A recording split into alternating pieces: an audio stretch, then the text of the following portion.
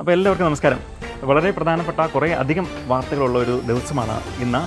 ആദ്യമായി തന്നെ തെരഞ്ഞെടുപ്പ് ചൂട് ഒരു സൈഡിൽ കൂടെ നടക്കുമ്പോൾ നമുക്ക് പ്രകൃതിക്ക് കുറച്ച് ആശ്വാസം ഏകിക്കൊണ്ട്, ആ ചൂടിനൊരു ചെറിയൊരു ശമനം ഏകിക്കൊണ്ട് വേനൽ മഴ പെയ്തു.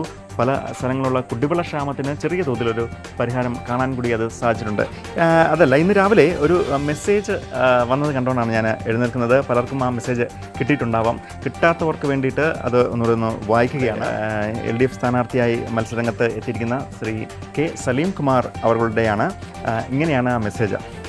പ്രിയ മിത്രമി, ഞാൻ പീരുമേട് അസംബ്ലി നിയോജക മണ്ഡലത്തിൽ LDF സ്ഥാനാർത്ഥിയായി ധാന്യ കതിർ അരുവാൾ ചിഹ്നത്തിൽ മത്സരിക്കുന്ന വിവരം ഇതിനോടകം തന്നെ നിങ്ങൾ അറിഞ്ഞു കാണുമല്ലോ. അറിഞ്ഞല്ലേ? നമ്മളൊക്കെ തന്നെ അറിഞ്ഞു. കാരണം ആദ്യം പ്രചരണം ആരംഭിച്ചത് LDF ആണ്. ആദ്യം സ്ഥാനാർത്ഥി പ്രഖ്യാപനം നടത്തിയതും LDF ആണ്. അതുകൊണ്ട് തന്നെ നമ്മൾ എല്ലാവരും അറിഞ്ഞു അല്ലേ? അദ്ദേഹം മാർച്ച് 21 തീയതി രാവിലെ 11 മണിക്ക് നോമിനേഷൻ സമർപ്പിക്കുകയാണ്. അതായത് തെരഞ്ഞെടുപ്പിൻ്റെ 2ാം ഘട്ടത്തിലേക്ക് LDF എത്തി. കോൺഗ്രസ് അല്ലെങ്കിൽ BJP ഇതുവരെ എവിടെയും എത്തിയിട്ടില്ല. അവരുടെ സ്ഥാനാർത്ഥിത്വം പോലും ഇതുവരെ പ്രഖ്യാപിക്കപ്പെട്ടിട്ടില്ല. അതും കൂടി നമ്മൾ മനസ്സിലാക്കേണ്ടതുണ്ട്. അങ്ങനെ അങ്ങയുടെ ആശീർവാദവും സാന്നിധ്യവും ഉണ്ടാകണമെന്ന് ആഗ്രഹിക്കുന്നു. അങ്ങയുടെ കുടുംബാംഗങ്ങളുടെയും എല്ലാവിധ സഹായ സഹകരണങ്ങളും ഉണ്ടാകണമെന്ന് അഭ്യർത്ഥിക്കുകയും ചെയ്യുകയാണ്. സ്നേഹ അന്വേഷണങ്ങളോടെ സ്വന്തം കെ സലീം കുമാർ എന്നാണ് ആ മെസ്സേജ്. നമുക്കറിയാം, പീരുമേട് നിയോജക മണ്ഡലത്തിൽ കഴിഞ്ഞ 20 വർഷക്കാലമായി LDF ആണ്. അപ്പം ഏറ്റവും അവസാനം വന്ന നമ്മുടെ ഏറെ പ്രിയങ്കരനായിരുന്ന വാഴൂർ സോമൻ MLA വികസന തുടർച്ചയ്ക്ക്, അദ്ദേഹം നടത്തിയിട്ടുള്ള വികസന പ്രവർത്തനങ്ങളുടെ തുടർച്ചയ്ക്ക് എന്ന് ശക്തനായ ഒരു സ്ഥാനാർത്ഥിയെ തന്നെ ഇവിടെ എത്തിക്കണം എന്നുള്ളതായിരുന്നു ഇടതുപക്ഷത്തിൻ്റെ ഒരു ആഗ്രഹം. അതുകൊണ്ട് തന്നെയാണ് ഇടുക്കി ജില്ലാ സെക്രട്ടറി, CPIയുടെ ഇടുക്കി ജില്ലാ സെക്രട്ടറിയെ തന്നെ ഇവിടെ സ്ഥാനാർത്ഥിയാക്കുന്നത്. അപ്പം അങ്ങനെ ആ ഒരു വിവരങ്ങളൊക്കെ പോകുമ്പോഴും 2ാം ഘട്ടത്തിലേക്ക് സലീം കുമാർ എത്തിയിരിക്കുന്നു. അതോടൊപ്പം തന്നെ പ്രവർത്തകരൊക്കെ തന്നെ ആവേശത്തിലും ആയിരിക്കുകയാണ്. മറ്റൊരു സന്തോഷ വാർത്ത കൂടി വരികയാണ്. രാവിലെ തന്നെ നമ്മുടെ മുഖ്യമന്ത്രി പിണറായി വിജയൻ ഇന്ന് നാമനിർദ്ദേശ പത്രിക സമർപ്പിക്കുകയാണ്.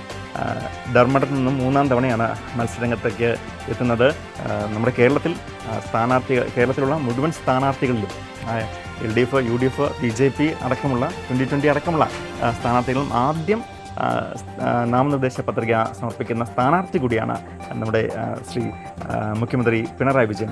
അത് അണികൾക്കും ഒപ്പം ഇവിടെ നിൽക്കുന്ന മുഴുവൻ 140 മണ്ഡലങ്ങളിൽ നിൽക്കുന്ന സ്ഥാനാർത്ഥികൾ കൂടി ആവേശം പകർന്നുകൊണ്ടാണ് അദ്ദേഹം ഇന്ന് തന്നെ അത് നാമനിർദ്ദേശ പത്രിക സമർപ്പിക്കുന്നത്.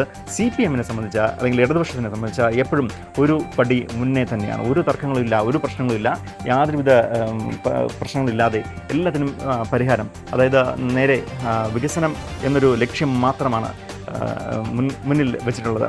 അപ്പം ആ വാർത്തയിലേക്കൊക്കെ തന്നെ നമുക്ക് വരേണ്ടതുണ്ട്. ഇപ്പം നമുക്ക് വണ്ടിപ്പെരിയാറിൽ പ്രത്യേകിച്ച് ഒരു സംഭവം നടക്കുകയാണ്, അല്ലെങ്കിൽ ഒരു കാര്യമുണ്ട് വണ്ടിപ്പെരിയാറിൽ. അപ്പം അത് ജനങ്ങളിലേക്ക് എത്തിക്കാനാണ് ഇനി ഈ വാർത്ത നൽകുന്നത്. ഇനി വണ്ടിപ്പെരിയാർ ബസ് സ്റ്റാൻഡിൽ എത്തുന്നവർക്ക് അവരുടെ മനസ്സിനും കണ്ണിനും കുളിർച്ചയേകുന്ന, അല്ലെങ്കിൽ കുളിർമയേകുന്ന ഒരു കാഴ്ച കണ്ട് അവിടുന്ന് മടങ്ങാം. എങ്ങനെയെന്നല്ലേ? അപ്പം അവിടെ പ്രവർത്തിക്കുന്ന യുവജ്യോതി SHGയുടെ ആഭിമുഖ്യത്തിൽ വണ്ടിപ്പെരിയാർ ടൗണിൻ്റെ ആ ബസ് സ്റ്റാൻഡിൻ്റെ ഫ്രണ്ട് വശത്ത് പൂച്ചെടികൾ വെച്ച് പിടിപ്പിച്ചിരിക്കുകയാണ്. ഇപ്പോൾ ട്രെൻഡിങ് ആയിട്ടുള്ള നമ്മുടെ ബൊഗെയിൻ വില്ല ഇനത്തിൽപ്പെട്ട പൂച്ചെടികളാണ് അവിടെ വെച്ച് പിടിപ്പിച്ചിട്ടുള്ളത്. ഏകദേശം ഒരു 25,000 രൂപയോളം അവരതിന് ചിലവഴിച്ചിട്ടുമുണ്ട്. ഇത് മാതൃകാപരമായ ഒരു പ്രവർത്തനം തന്നെയാണ്. ആ വാർത്തയിലേക്കൊന്ന് പോയി വരാം.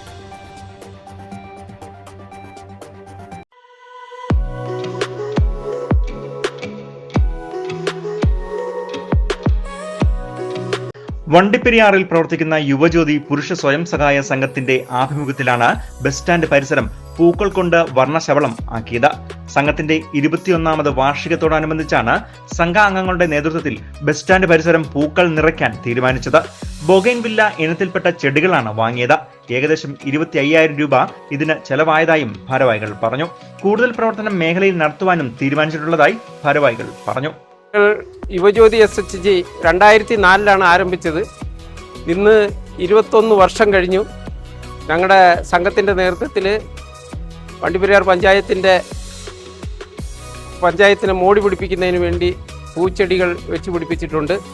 മറ്റു പല പഞ്ചായത്തുകളും ഇത് തുടങ്ങിയിട്ടുണ്ട്. നമ്മുടെ പഞ്ചായത്തിലെ സംഘത്തിൻ്റെ നേതൃത്വത്തിൽ 10-25,000 രൂപയോളം ചെലവ് ചെയ്താണ് ഇത് ചെയ്തേക്കുന്നത്. ഇതുപോലെ മറ്റു പല സംഘങ്ങളും ഇവിടെ ഉണ്ട്, പ്രവർത്തിക്കുന്നുണ്ട്. അവരും ഈ മാതൃക പിൻപറ്റണമെന്നാണ് ഒരു അപേക്ഷ ഉള്ളത്. അതോടൊപ്പം തന്നെ സംഘത്തിൻ്റെ വിവിധ പ്രവർത്തനങ്ങൾ 21 വർഷങ്ങളായി നമ്മൾ ചെയ്തു വരുവാണ്. ഞങ്ങൾ താമസിക്കുന്ന പ്രദേശത്തെ റോഡുകളിൽ മുഴുവനും മരങ്ങളും തണൽ മരങ്ങളും വെച്ച് പിടിപ്പിച്ചിട്ടുണ്ട്. പിന്നെ LP സ്കൂള്, UP സ്കൂള്, ആശുപത്രികൾ, പഞ്ചായത്തിൻ്റെ പരിസരങ്ങളെല്ലാം വൃത്തിയാക്കുകയും എല്ലാ ഒക്ടോബർ 2 ക്ലീൻ സിറ്റി പദ്ധതിയുടെ ഭാഗമായി എല്ലാം ക്ലീൻ ചെയ്യുന്നുണ്ട്. നിരവധിയായ ജീവകാരുണ്യ പ്രവർത്തനങ്ങളാണ് സംഘത്തിന്റെ ആഭിമുഖ്യത്തിൽ നടത്തിവരുന്നത്. ഇതോടൊപ്പം തന്നെ പൊതുസ്ഥലങ്ങൾ വൃത്തിയാക്കുക എന്ന ദൗത്യം കൂടി അംഗങ്ങൾ ഏറ്റെടുത്തിട്ടുണ്ട്. സ്കൂൾ, ആശുപത്രി പരിസരം, ഒപ്പം വണ്ടിപ്പെരിയാർ ടൗൺ എന്നിവിടങ്ങളിൽ വിവിധ അവധി ദിവസങ്ങളിലാണ് എല്ലാവരും ഒത്തുകൂടി പ്രവർത്തനങ്ങൾ നടത്തുന്നത്. അതിന്റെ ഭാഗമായി വന്ന ആശയത്തിൽ നിന്നുമാണ് വണ്ടിപ്പെരിയാർ ബസ് സ്റ്റാൻഡ് പരിസരം പൂക്കളാൽ വർണ്ണം പകരാൻ തീരുമാനിച്ചത്. ഇവർ നടത്തിയ മാതൃകാപരമായ പ്രവർത്തനത്തിന് സംഘാംഗങ്ങൾക്ക് വിവിധ ഭാഗങ്ങളിൽ നിന്നും അനുമോദനങ്ങളും വന്നു തുടങ്ങി. News bureau, Vandiperiyar.